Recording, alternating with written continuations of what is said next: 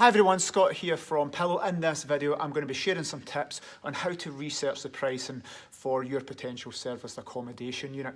Now the reason I'm making this video is there's at least 10 times a week, without exaggeration, someone will contact me by email, phone call, WhatsApp, some other Facebook, LinkedIn, some other social media and say, hi, I'm thinking about serviced accommodation, could you let me know how much my unit would make if I wanted to bring it over to SA? Now that's not an easy question to answer. It does take up a couple of hours of my time to really do that. There's two main services we offer for that. One is just income projections, and this does take a couple of hours, and there is a full feasibility study where we go into in-depth, find out your property, how much it would make, we tell you the costs, we tell you all the things to set it up, and that does take half a day's work. So when people phone me or email me and say, could you do this for free, even though I've never spoke to you before, it's not something I can do now. I love helping people and I want to give them as much information as possible for serviced accommodation, but I can't spend half a day giving people feasibility studies. So I want to share this video to you guys so that you can do it yourself. Now this is a little introduction to it. It's going to give you a starter, to give you a rough idea if your property would make the income that you need it. So here's what we're going to do first of all, and this can get done in a good hour. You can do this in an hour and it should be able to give you a little bit of information. So firstly, you want to jump onto Airbnb. It's a nice simple one. There's lots of sites you can use, but let's just jump onto Airbnb, search your area and look at the competition that's there. Now go a few months out, because if you search now and put in the dates for next week, they're probably going to be booked. So you're going to go onto Airbnb. If you have a 2-bedroom property, you're going to have a look at 2-bedroom properties and you're going to see what other ones are in your area. Now you'll be able to easily see that one is a lot better than mine, so that's not in competition. That one is absolutely rubbish, so it's not in competition with mine. You'll know roughly how you're going to kit yours out and what standard it's going to be at, so you can take a spread. Discount the really high ones, discount the really low ones. Make sure it's going to be roughly the same as you in the same area, and the difference of one side to a street to the other can make a difference. So just really depends where you are. So you can take a snapshot and take a cluster of properties and a cluster of dates. So don't just stick to one date range.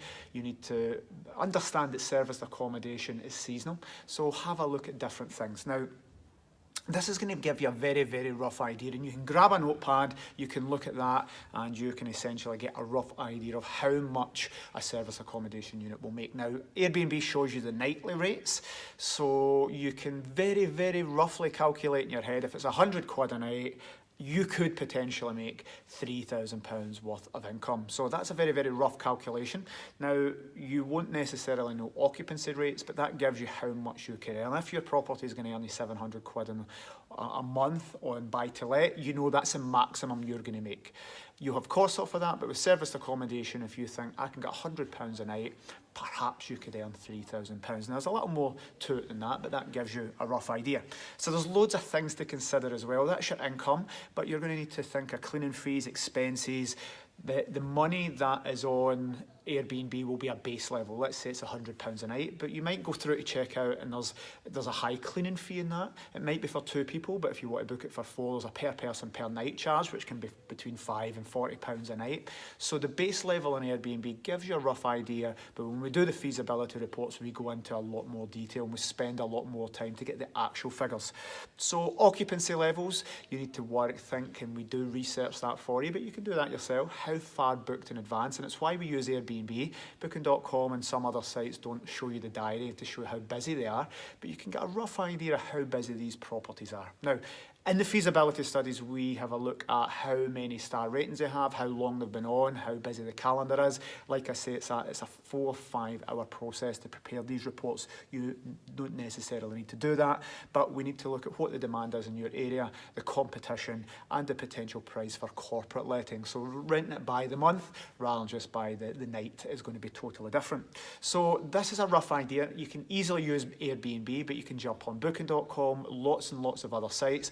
But spending an hour of your own time will give you an idea of what's the maximum that property can make. You can then discount that with occupancy levels, discounts for weeks and months. Factor in your cleaning, your costs, and again, there's other videos on what the costs are for service accommodation if you check the YouTube channel. But what I would say, if you're seriously considering starting an SA or swapping a buy-to-let to a service accommodation unit, you definitely want to do this due diligence yourself. You can get one of our property managers to do it. Again, it is chargeable, but they can just do a basic income projection for you. I think that's about £100. And the full business feasibility study, where they go into a lot of depth, they'll tell you exactly what the costs are going to be for your property and exactly what the income's going to be. Now, when we do these things, there's 3 different stages we factor in. So it isn't £100 per night. There's the launch stage, the growth phase, and the maturity phase. Like anything, it takes time to get a little bit of traction. So we're looking at it over the space of between 6 and 18 months as you go through the different stages to see how much your unit would take. So it gets quite complex, and I can't really cover it in a video. But I wanted to make this so that anybody looking, and I don't have time to do the feasibility reports or tell you how much your service accommodation unit's going to make you. It's neglectful to the existing clients. But I want to make this to say, here's the basics. Go onto Airbnb, have a look for properties similar to yours. Have a little look inside, not just the base price and saying £89 a night, because you'll find at checkout, that's totally different. Look and see what the competition is, see how long these properties have been established. You will get a cluster of figures, and that will allow you to determine roughly what income you're going to get. Now, for costs and stuff like that, it's all variable depending on your property. So you probably do want to speak to a property manager and get something done a little bit in depth.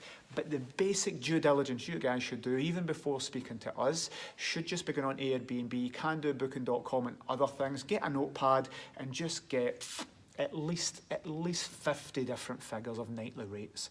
And you can discount the high-end ones if it's too high for your property. You can discount the low-end ones, and somewhere around the middle of that cluster of figures would be where your property would sit once you're through the launch and perhaps halfway into the growth phase. So you might not get that to start off, because if you put your property on £100 a night, when there's other ones with 55-star ratings at £100 a night, nobody's going to book yours unless yours is fundamentally different and better. So use lots and lots of things to take into consideration. But by spending an hour per property, you can jump on, get a cluster of rates, and it gives you a good idea for some due diligence and just how much the potential is for that property to make.